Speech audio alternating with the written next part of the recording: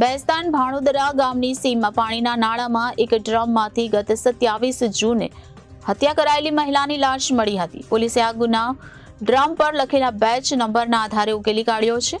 મહિલાની હત્યા તેના પતિએ જ કરી હતી. હત્યારો પતિ પત્ની પર અનૈતિક સંબંધની શંકા કરતો હતો. બેસ્તાન પોલીસે હાલ તો પતિ સંજય કરમસિંહ પટેલની ધરપકડ કરી આગળની વધુ કાર્યવાહી હાથ ધરી છે.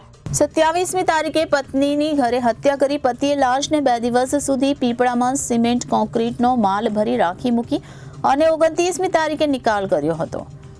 પતિએ સંતાનો અને સાળીને પત્ની ગામ ગઈ હોવાની વાત કરી હતી. ક્રાઇમ બ્રાન્ચ અને બેસ્તાન પોલીસ સાથે 13 ટીમ બનાવી ઘટના સ્થળેથી 7 કિલોમીટરના એરિયામાં 250 સીસીટીવી, 50થી વધુ સોસાયટી ખોલી તેમજ 20 બાંધકામની જગ્યા તેમજ 150ની પૂછપરછ કરી હતી.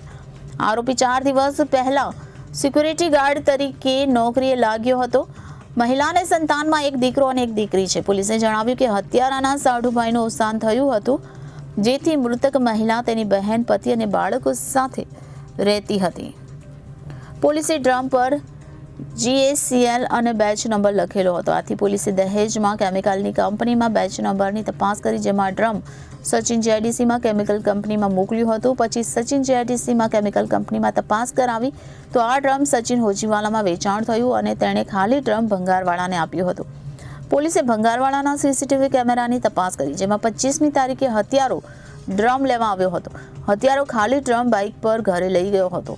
પોલીસે કેમેરાને ટ્રેક કરી તેની સોસાયટી સુધી પહોંચી હતી. પછી પોલીસે સોસાયટીના રહીશને ફોટો બતાવતા પોલીસ તેના ઘર સુધી પહોંચી હતી.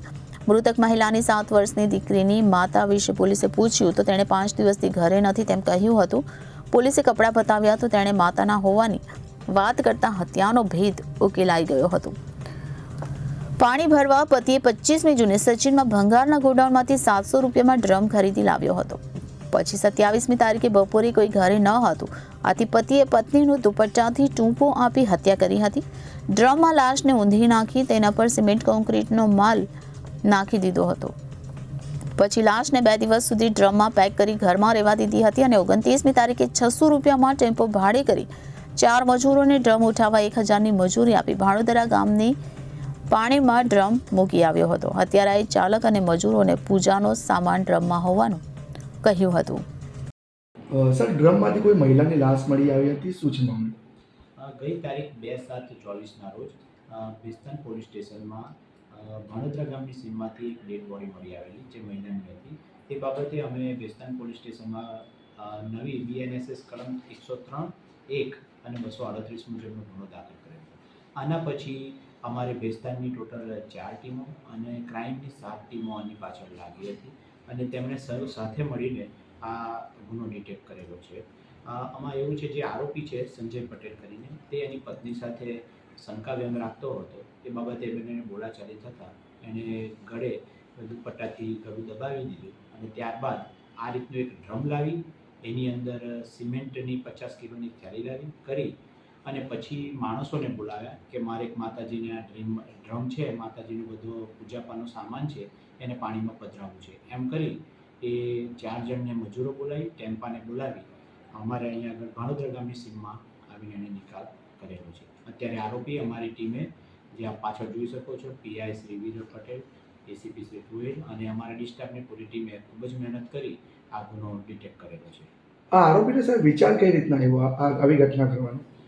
આરોપી પોતે કંઈ કમાતો નહોતો, થોડીક એને શારીરિક તકલીફ પણ હતી. એના અવારનવાર ઝઘડા થતા હતા પત્ની સાથે.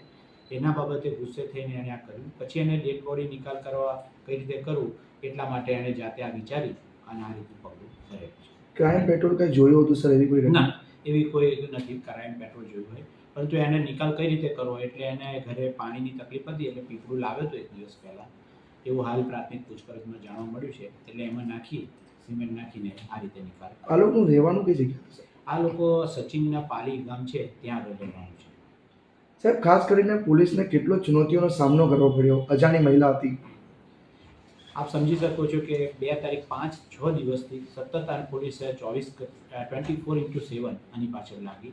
ટોટલ 238 જેટલા અલગ અલગ CCTV કેમેરા ચેક અમારી બેસ્તાન પોલીસ અને અમારી ક્રાઇમ બ્રાન્ચ સાથે મળી જોયેલા છે અને એના પછી અમે આની સુધી પહોંચેલા છે.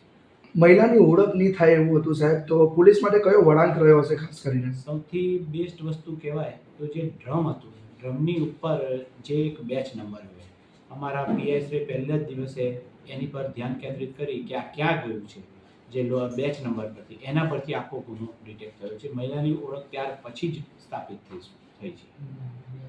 Reporter Hitesh Prajapati, Janadesh news, Surat.